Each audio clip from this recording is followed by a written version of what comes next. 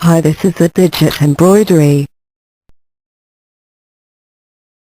Screen printing. Have you thought of ways to transform your materials and fabrics into something more exciting? Maybe to print some patterns on it or some favorite pictures, but you cannot be able to execute them since you do not have the means? Well, the good news is that there are many ways that you can use, and screen printing is one of the options. This technique uses a woven mesh that supports an ink blocking stencil. The stencils that are attached are able to form open areas of mesh. The mesh transfers the ink that is pressed upon the materials to form the patterns. In short, this process uses a number of screens onto which ink is pressed upon using some action to produce images that may be multicolored or just contain one color as you wish. Try following these simple tips and you will realize that these steps will help you to come up with beautiful designs. Some of the materials that you may need when doing screen printing are caviar beads.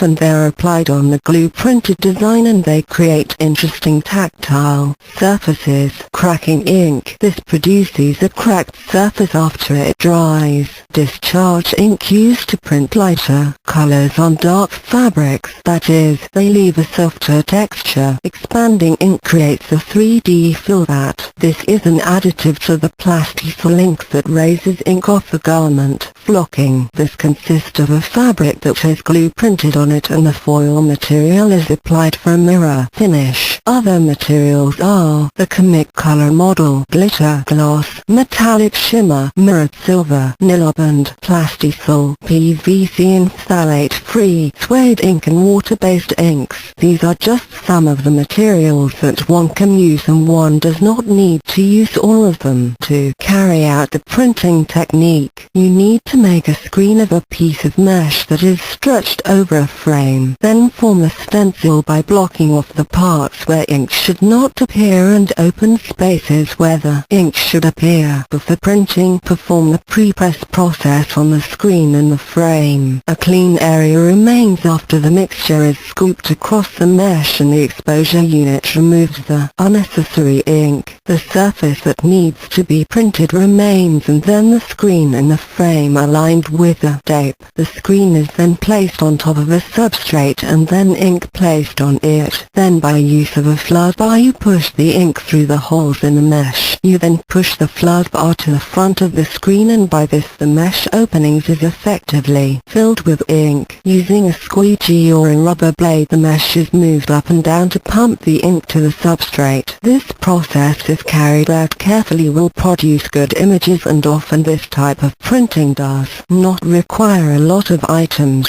At this stage the screen is ready for ricketing and the materials are left out to dry. Commonly there are three types of screen printing: rotary, flatbed and cylinder.